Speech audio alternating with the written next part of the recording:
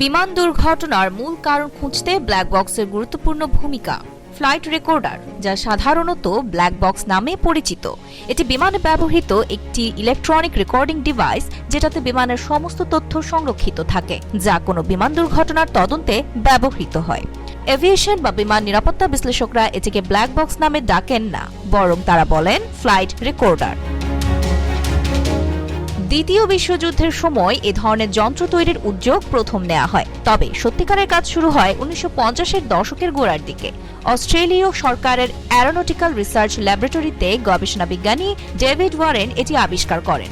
১৯৬২ সালের ২৩শে মার্চ প্রথম অস্ট্রেলিয়ার একটি বিমানে পরীক্ষামূলকভাবে এটি ব্যবহার করা হয়।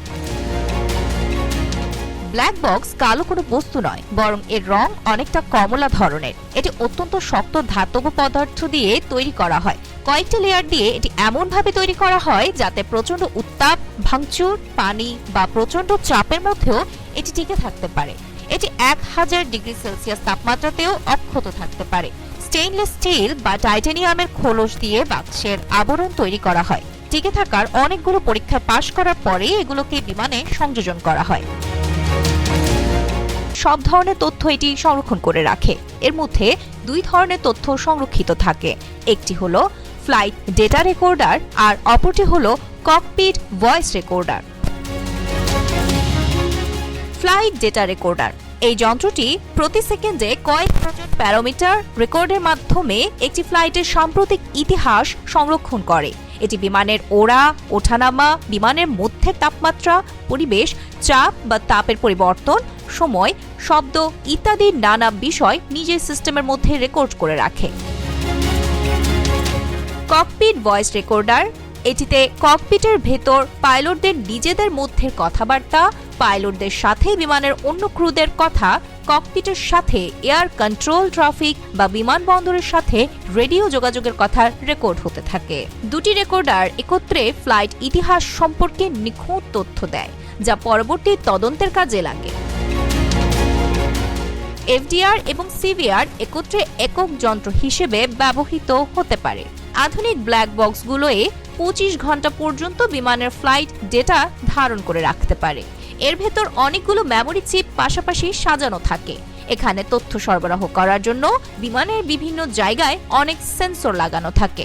এসব সেন্সর অনবরত বিমানের গতি, তাপমাত্রা, সময়, ভেতরে বাইরে চাপ, উচ্চতা ইত্যাদি বিমানের সামনের দিকে থাকা ফ্লাইট ডেটা অ্যাকুইজিশন ইউনিট নামের একটি অংশে পাঠাতে থাকে। সেখান থেকে সেসব তথ্য চলে যায় ব্ল্যাক বক্সের রেকর্ডারে।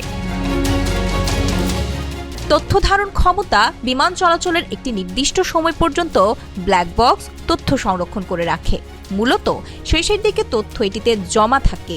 একটি নির্দিষ্ট সময় পরপর আগের তথ্য মুছে যেতে থাকে আর নতুন তথ্য জমা হয়, ফলে দুর্ঘটনার ক্ষেত্রে সর্বশেষ তথ্য এটিতে পাওয়া যায়। কোনো বিমান দুর্ঘটনায় পড়লে এটি খুঁজে বের করাই হয়ে পড়ে উদ্ধারকারীদের প্রধান লক্ষ্য, কারণ এটি পাওয়া গেলে সহজেই ওই দুর্ঘটনার কারণ বের করা সম্ভব হয়।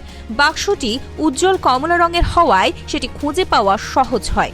সমুদ্রের তলদেশেও ৩০ দিন পর্যন্ত এটি অক্ষত থাকতে পারে। ব্ল্যাক বক্সটি পাওয়ার পরেই বিমান দুর্ঘটনা তদন্তকারী বিমান সংস্থা এভিয়েশন বিশেষজ্ঞদের সমন্বয়ে একটি দল তৈরি করা হয়। সেই সাথে প্রযুক্তিবিদদের সমন্বয়ে তারা ব্ল্যাক বক্স থেকে তথ্য উদ্ধারের কাজটি শুরু করেন। বাক্সের অবস্থার উপর নির্ভর করে এটি থেকে কত তাড়াতাড়ি তথ্য পাওয়া যাবে। সেটি বেশি ক্ষতিগ্রস্ত হলে অনেক সময় মাসের পর মাসও তথ্য উদ্ধারের সময় লেগে যায়, কারণ বিশেষজ্ঞদের খেয়াল রাখতে হয় যাতে তথ্য উদ্ধার করতে গিয়ে কিছু মুছে না যায় বা মেমোরি চিপগুলো ক্ষতিগ্রস্ত না হয়। এক একটি ব্ল্যাক বক্সের পাওয়ার বা শক্তির যোগান দেয় দুটি জেনারেটরের যে কোনো একটি। এসব উৎস থেকে এই বাক্সটি অব্যাহতভাবে শক্তির সরবরাহ পেয়ে থাকে।